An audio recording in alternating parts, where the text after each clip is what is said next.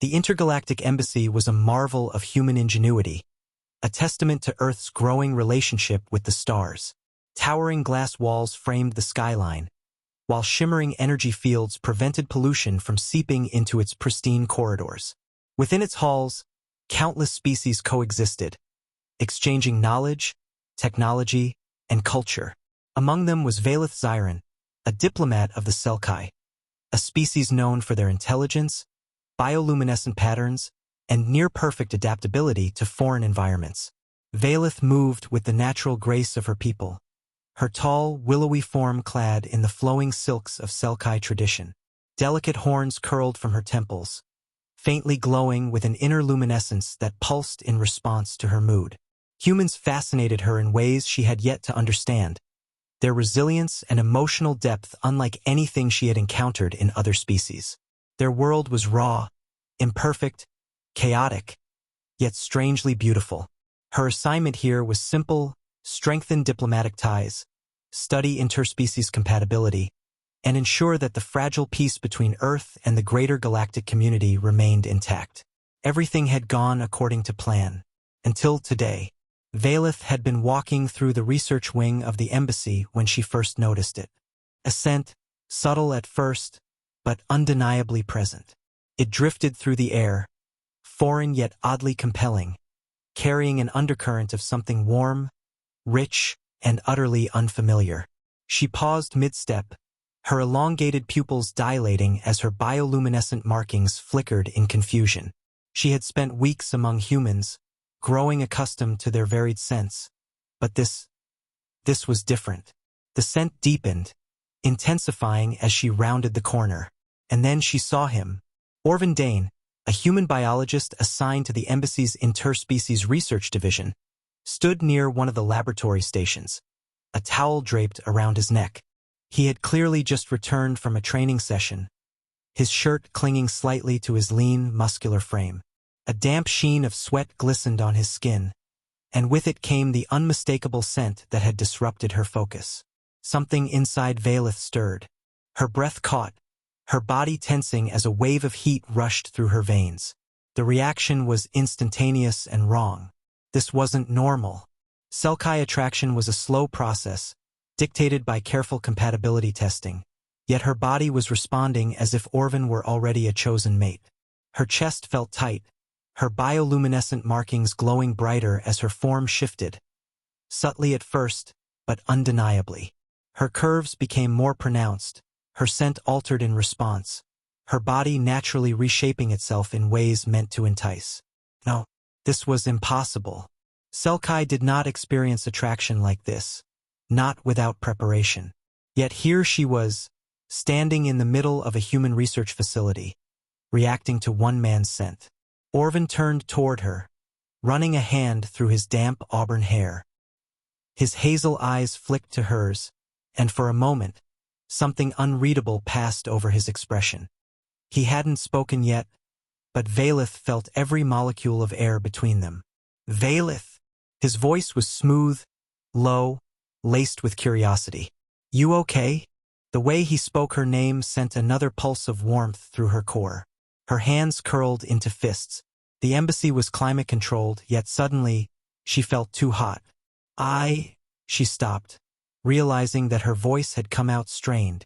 What was happening to her? Why was this happening to her? Orvin frowned, stepping closer. Too close.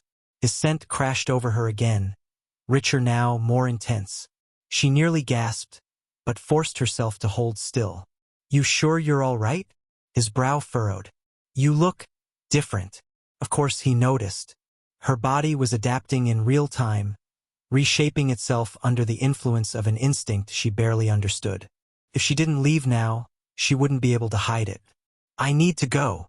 The words came out clipped, rushed. She turned sharply, her steps too quick, too uneven for someone who prided herself on grace. She didn't stop until she reached her private chamber.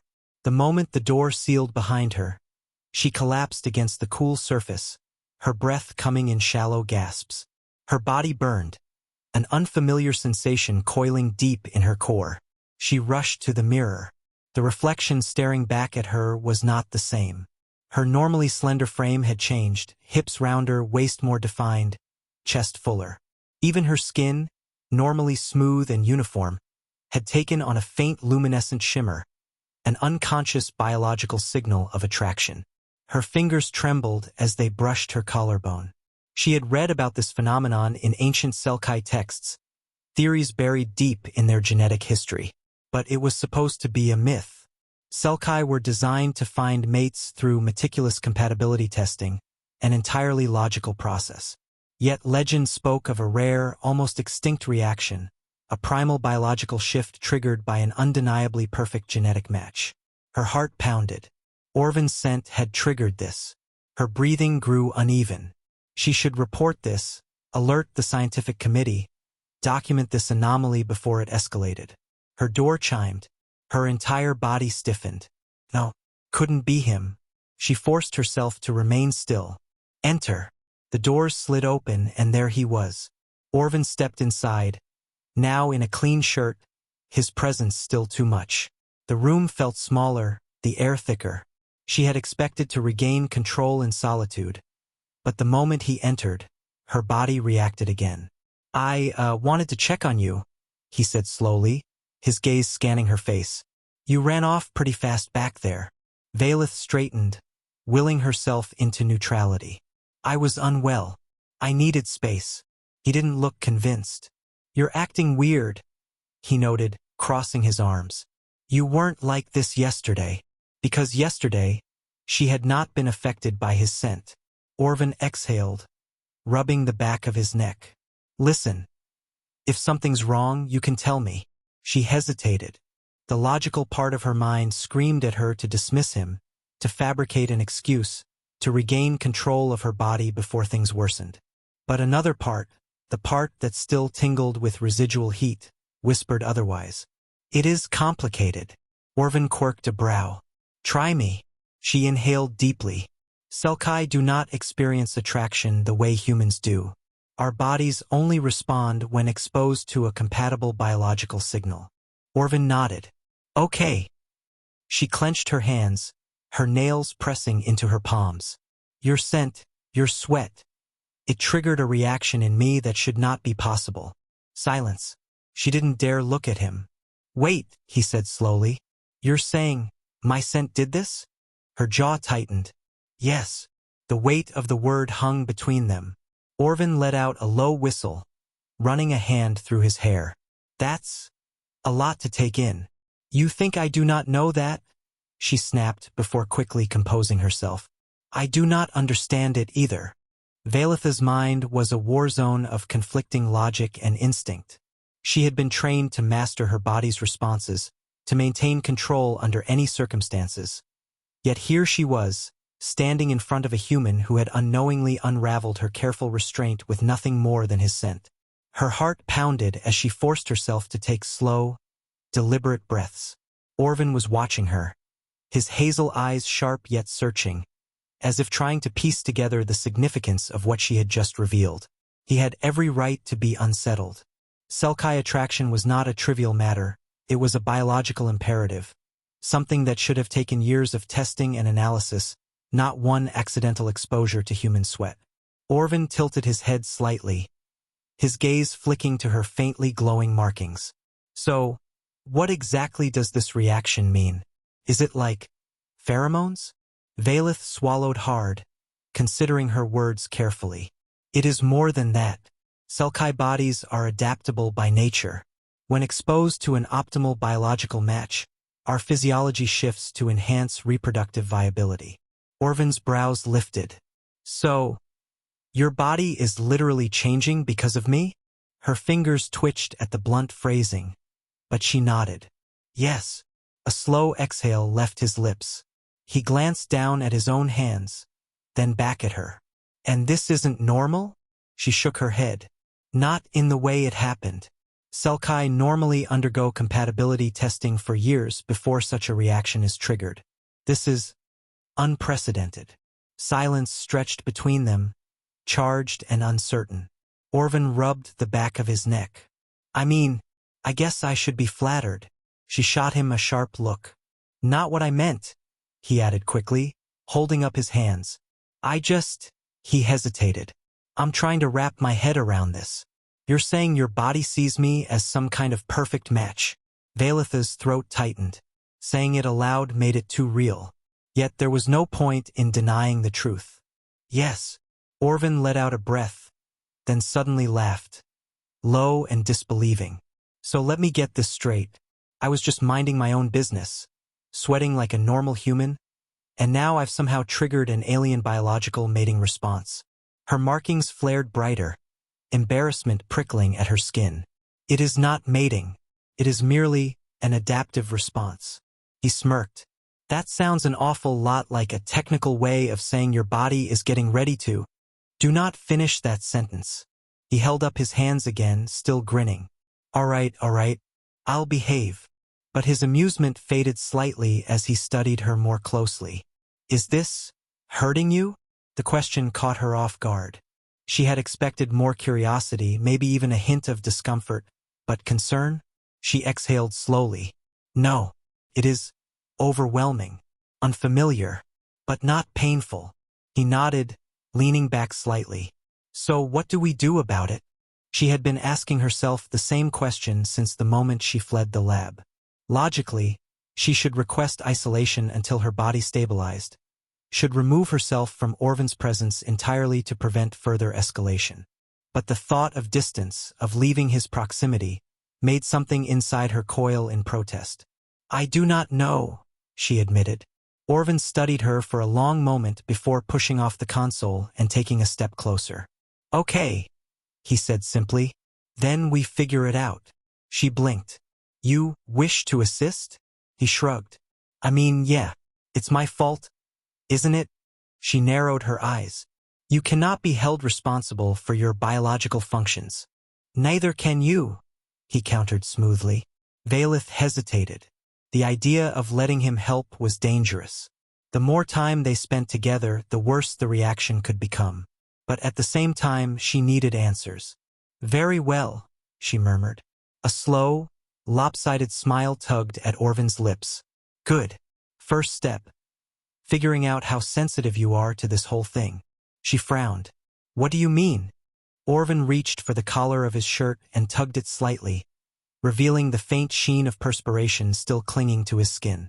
The moment the scent reached her, Vailith stiffened. Heat shot through her limbs, her breath hitching as her markings pulsed erratically. Her fingers clenched against her sides, struggling to contain the surge of sensation that threatened to consume her. Orvin's smirk faded as he saw her reaction. Okay, so that's a yes.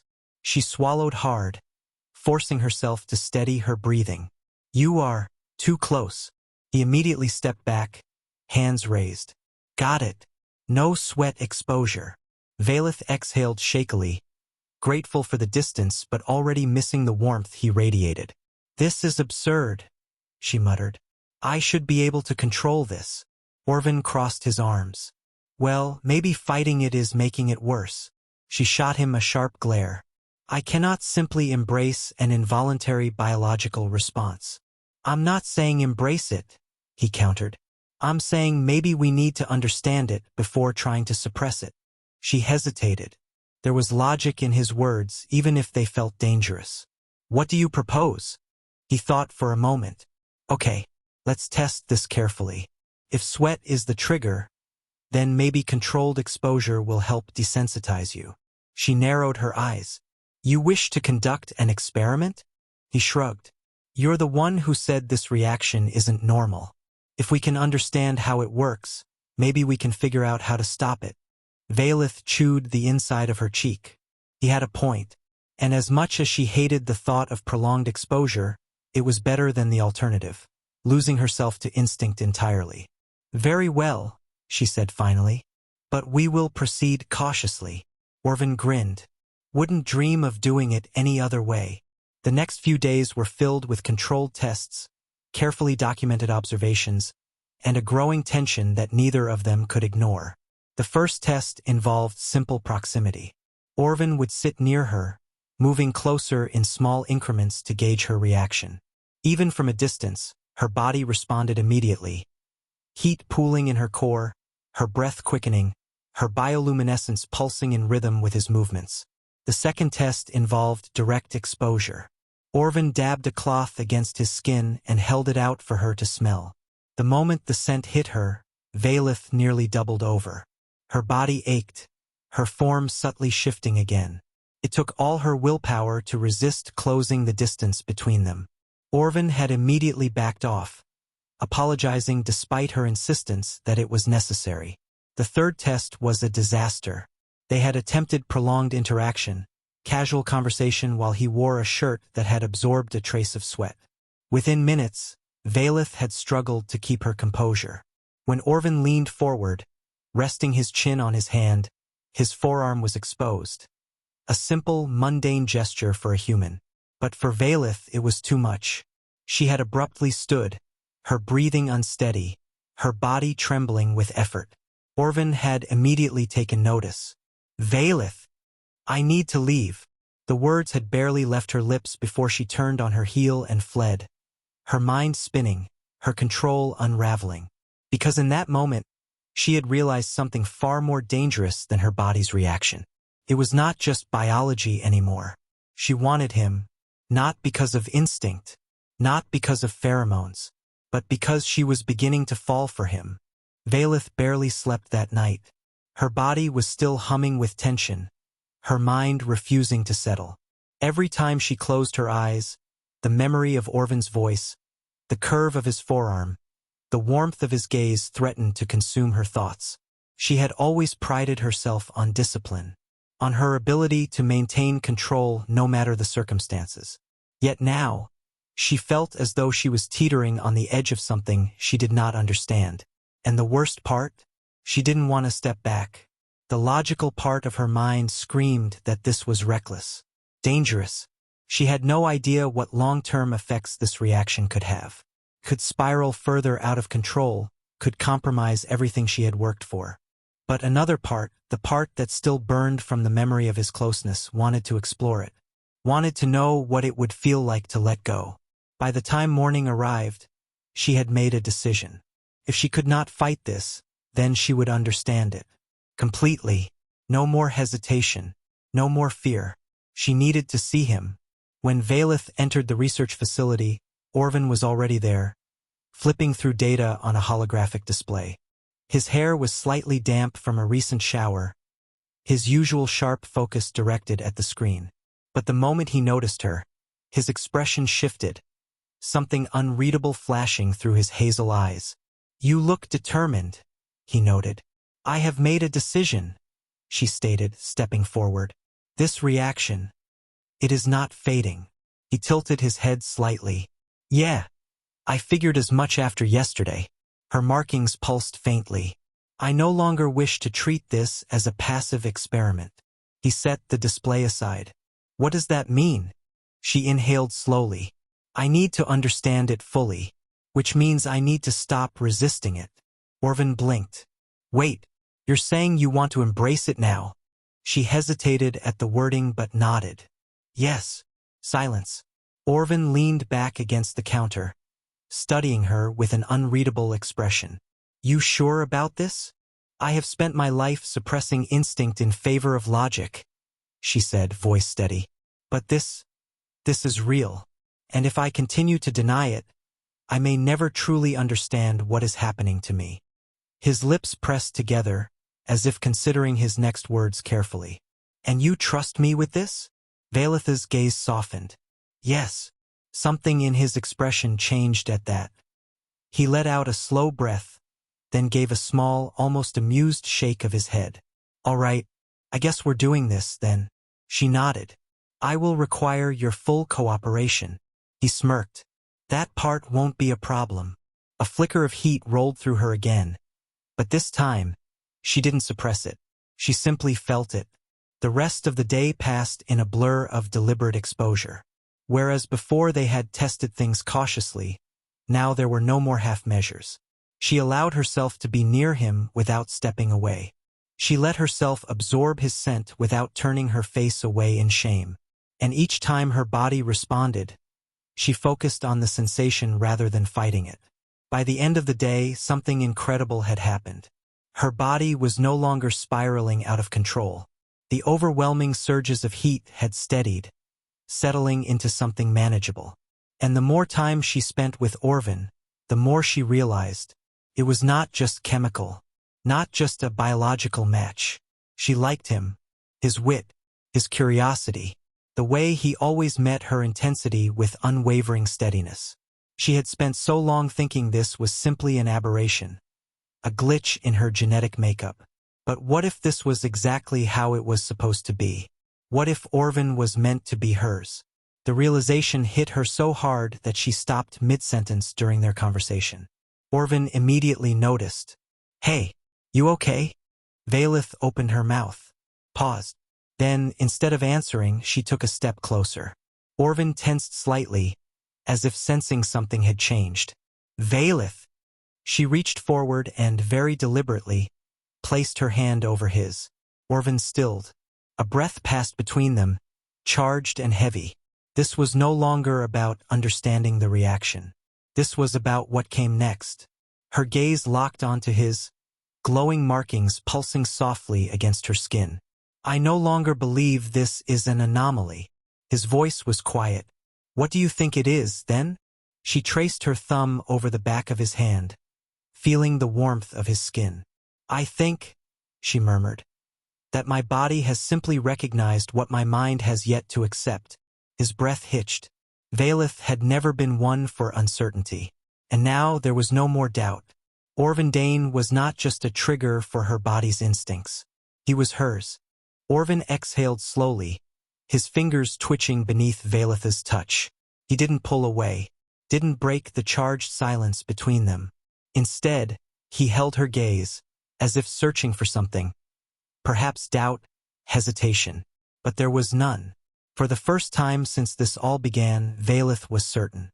She had spent her life believing emotions were secondary to logic, that attraction was a controlled, measured process dictated by careful compatibility assessments. But this was undeniable. And Orvin wasn't just reacting to her words. He was feeling it too. She could see it in the subtle tension in his jaw, in the way his heartbeat had quickened ever so slightly. "Valith." His voice was lower than usual, careful. "Are you saying what I think you're saying?"